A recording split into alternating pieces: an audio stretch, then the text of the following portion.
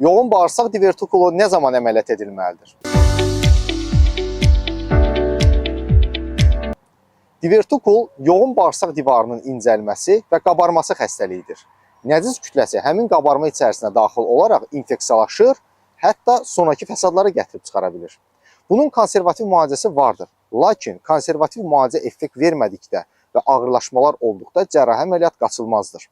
Təcili halda o zaman əməliyyat olunur ki, divertikulit xəstəliyi, yəni yoğun bağırsaq divarının qabarmış hissəsi deşilir, perforasiya olur, abses yaranır, hətta bütün qarın boşluğunu irinlədir, peritonit yaranır, qanaxma verir. Belə halda təcili cərrahi əməliyyat olunmalıdır.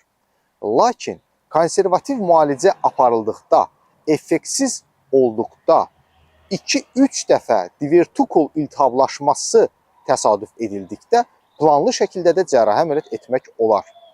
Planlı əməliyyatın bir göstərişi də divertikul xəstəliyi ilə sidiksiya arasında, uşaqlıq divarı arasında, qarnın ön divarı arasında yaranan fistullardır. Yəni xəstəliyin deşilib həmin orqanına keçməsidir. Bu zamanda planlı cərrahi əməliyyat icra olunur. Yetər ki, bu xəstəliyin diaqnozu vaxtında qoyulsun, vaxtında konservativ müalicə aparılsın.